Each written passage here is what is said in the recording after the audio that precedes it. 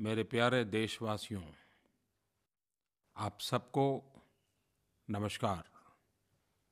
फिर एक बार मन की बातें करने के लिए आपके बीच आने का मुझे अवसर मिला है। सुदूर दक्षिण में लोग ओणम के पर्व में रंगे हुए हैं और कल पूरे देश ने रक्षाबंधन का पावन पर्व मनाया। भारत सरकार ने सामाजिक सुरक्षा को लेकर के कई नई-नई योजनाएं सामान्य मानवी के लिए लागू की हैं। मुझे खुशी है कि बहुत कम समय में व्यापक प्रमाण में सबने इन योजनाओं को स्वीकारा है।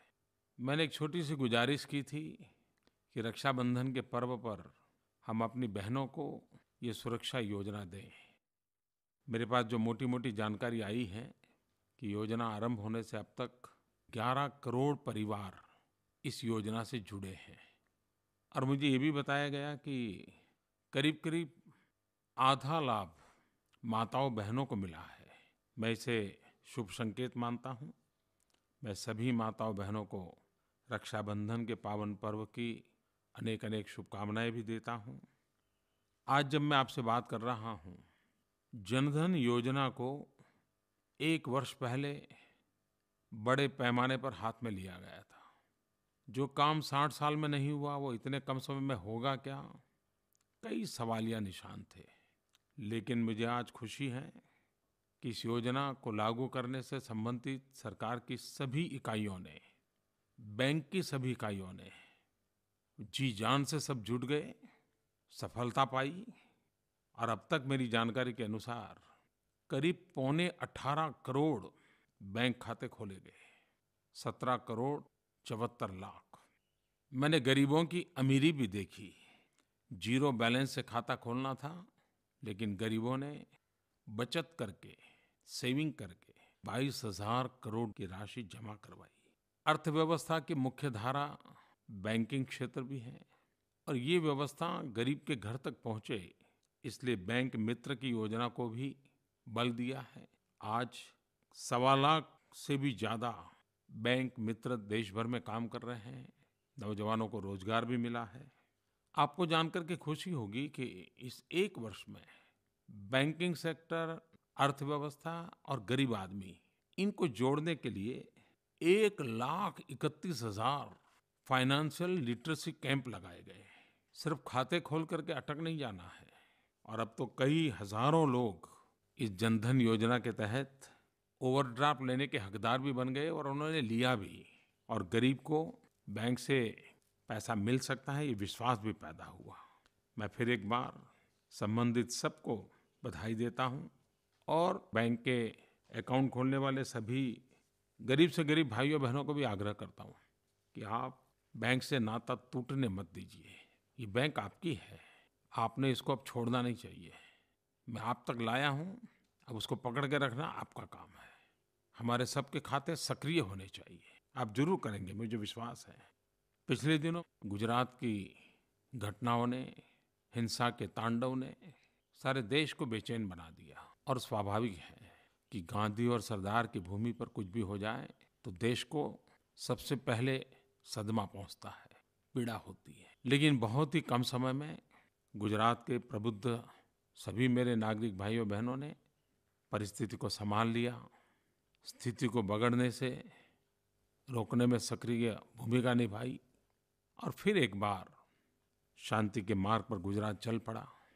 शांति, एकता, भाईचारा, यही रास्ता सही है और विकास के मार्ग पर ही कंधे से कंधा मिला करके हमें चलना है। विकास ही हमारी समस्याओं का समाधान है। पिछले दिनों मुझे सूफी परंपरा के विद्वानों से मिलने का अवसर मिला, उनकी बातें सुनने का अवसर मिला और मैं सच बताता हूँ कि जिस तजुर्बे से, जिस प्रकार से उनकी बातें मुझे सुनने का अवसर मिला, एक प्रकार से जैसे कोई संगीत बज रहा है। उनके शब्दों का चयन, उनका बातचीत का तरीका, यानी सूफी परंपरा में जो उदारता है, जो सौम्यता है, जिसमें एक संगीत का लय है, उन सब की अनुभूति इन विद्वानों के बीच में मुझे हुई। मुझे बहुत अच्छा लगा। शायद दुनिया को इस्लाम के सही स्वरूप को सही रूप में पहुँचाना सबसे अधिक आवश्यक हो गया है। मुझे विश्वास है कि सूफी परंपरा जो प्रेम से जुड़ा हुआ है, उदारता से जुड़ा हुआ है, वे इस संदेश को दूर-दूर तक पहुँचाएंगे जो मानव जात के लाभ करेगा, इस्लाम का भी लाभ करेगा। और मैं औरों को भी कहता हूँ कि हम किसी भी संप्रदाय को क्यों न मानते हो, लेकिन कभी सूफी परंपरा को समझना चाहिए। आने वाले दिनों में मुझे एक और अवसर मिलने वाला है और इस निमंत्रण को मैं अपना सौभाग्य मानता हूँ।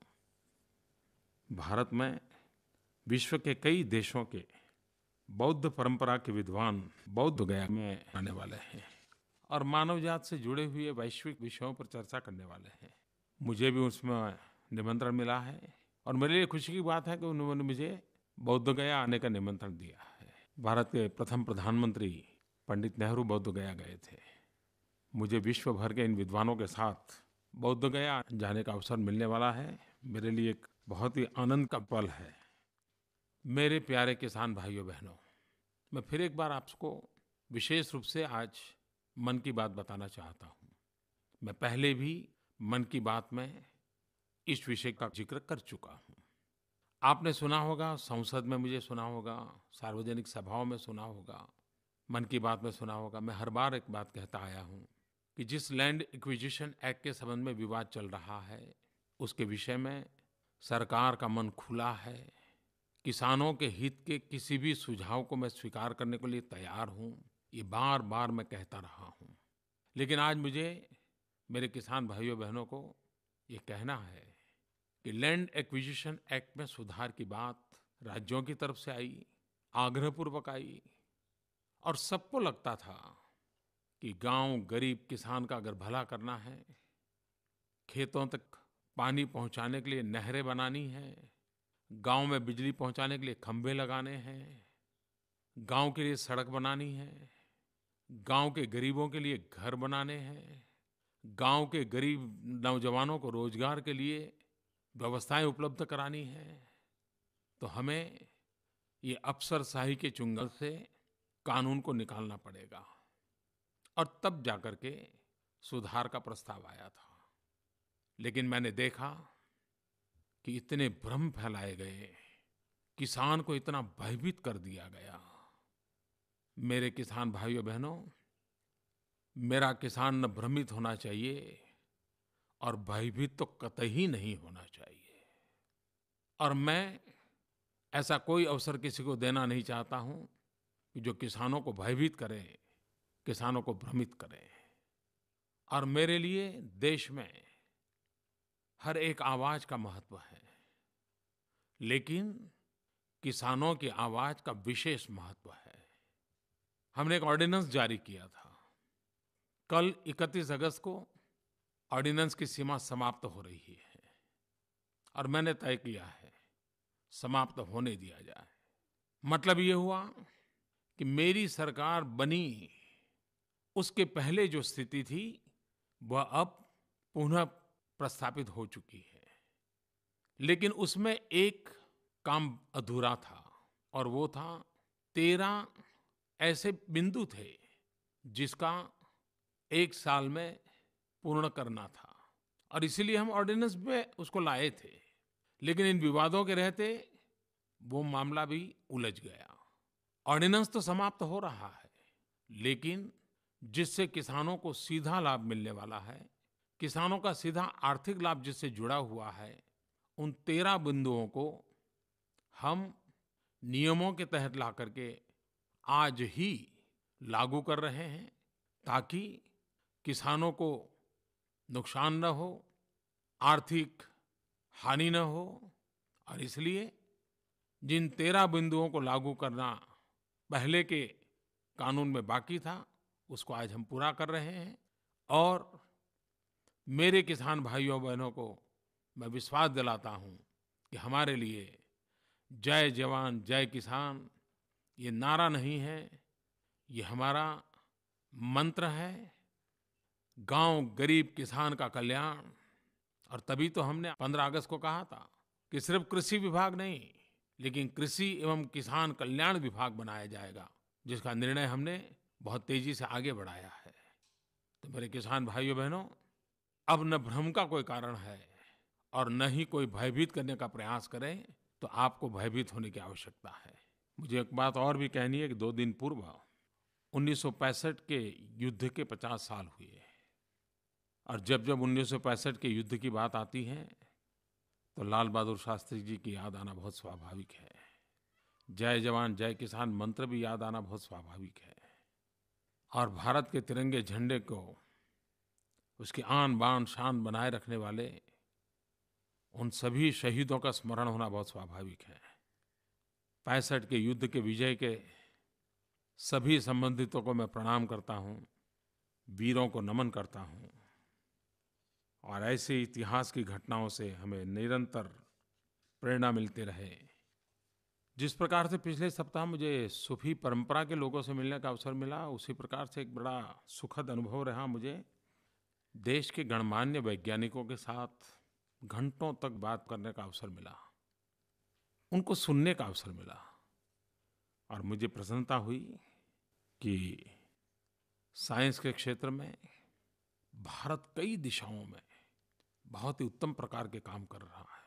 हमारे वैज्ञानिक सचमुच में उत्तम प्रकार का काम कर रहे हैं। अब हमारे सामने अवसर है कि इन संशोधनों को जन सामान्य तक कैसे पहुँचाएं, सिद्धांतों को उपकरणों में कैसे तब्दील करें, लैब को लैंड के साथ कैसे जोड़ें, एक अवसर के रूप में उसको आगे बढ़ाना है। कई नई जानकारियाँ भी मुझे मिली।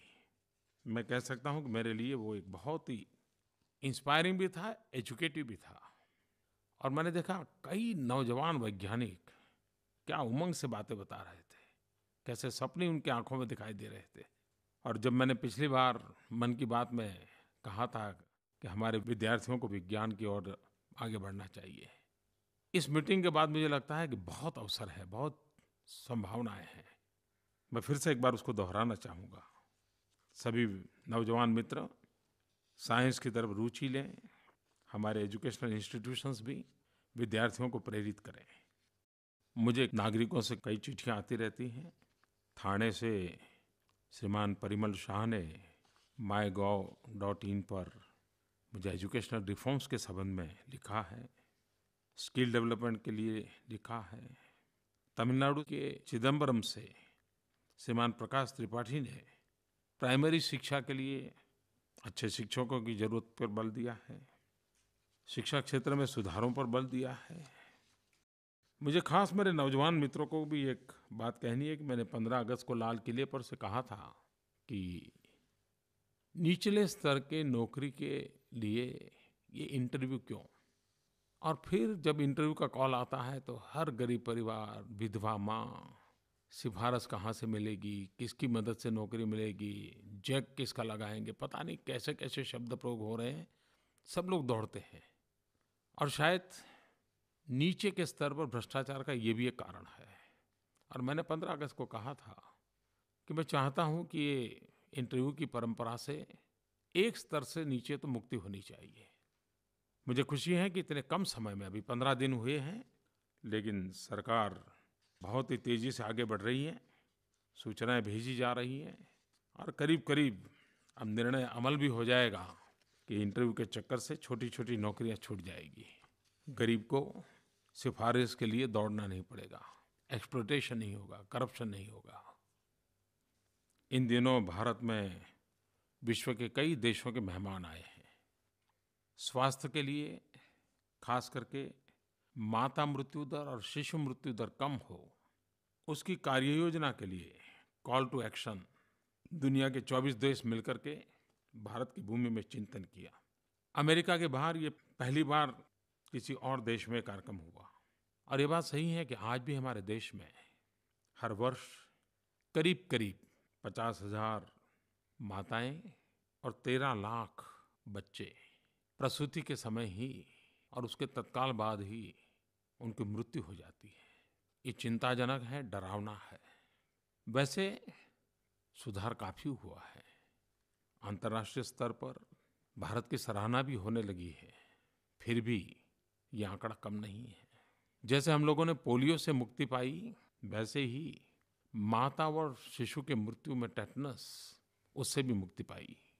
विश्व ने इसको स्वीकारा है, लेकिन हमें अभी भी हमारी माताओं को बचाना है, हमारे नवजात बच्चों को बचाना है। भाइयों-बहनों, आजकल डेंगू की खबर आती रहती है। ये बात सही है कि डेंगू खतरनाक है, लेकिन उसका बचाव बहुत आसान है। और जो मैं स्वच्छ भारत की बात कर रहा हूँ ना, उससे वो सीधा-सीधा जुड़ा हुआ है। टीवी पर हम एडवर्टाइजमेंट देखते हैं, लेकिन हमारा ध्यान नहीं जाता है। अखबार में एडवर्टाइजमेंट छपती है, लेकिन हमारा ध्यान नहीं जाता है। घर में छोटी-छोटी चीज़ों में सफाई, शुद्ध पानी से भी रखरखाव करने के तरीके, इन बातों में व्यापक लोक शिक्षा हो रही है, लेकिन हमारा ध्यान नहीं जाता है। और कभी-कभी लगता है कि हम तो बहुत ही अच्छे घर में रहते हैं, बहुत ही बढ़िया व्यवस्था वाले हैं, और पता नहीं होता है कि हमारे यहीं कहीं पानी भरा हुआ है और कहीं हम डेंगू को निमंत्रण दे देते हैं। मैं आप सबसे यही आग्रह करूँगा कि मौत को हमने इतना सस्ता नहीं बनने देना चाहिए। ज़िंदगी बहुत मूल्यवान है। पानी की बेध्यानी, स्वच्छता पर उदासीनता, ये मृत्यु का कारण बन जाए, ये तो ठीक नहीं है। पूरे देश में करीब 514 केंद्रों पर डेंगू के लिए मुफ्त में जांच की सुविधाएं उपलब्ध हैं। समय से रहते ही जांच करवाना ही जीवन रक्षा के लिए उपयोगी है, और इसमें आप सबका साथ सहयोग बहुत आवश्यक है। और स्वच्छता को तो बहुत महत्व देना चाहिए। इन दिनों तो रक्षाबंधन से दिवाली तक एक प्रकार से हमारे देश में उत्सव ही उत्सव होते हैं। हमारे हर उत्सव को स्वच्छता के साथ अब क्यों न जोड़ें? आप देखिए, संस्कार स्वभाव बन जाएंगे। मेरे प्यारे देशवासियों, आज मुझे एक खुशखबरी सुनानी है आपको। मैं हमेशा कहता हूँ कि अब हमें देश के लिए मरने का सौभाग्य नहीं मिलेगा, लेकिन देश के लिए जीने का तो सौभाग्य मिला ही है। हमारे देश के 2 नौजवान और दोनों भाई, और वो भी मूल हमारे महाराष्ट्र के नासिक के, डॉक्टर हितेंद्र महाजन, डॉक्टर महेंद्र महाजन। लेकिन इनके दिल में भारत के आदिवासियों की सेवा करने का भाव प्रबल रहता है। इन दोनों भाइयों ने भारत का गौरव बढ़ाया है। अमेरिका में रेस अक्रॉस अमेरिका, एक साइकिल रेस होती है, बड़ी कठिन होती है। करीब 4800 किलोमीटर लंबी रेस होती है।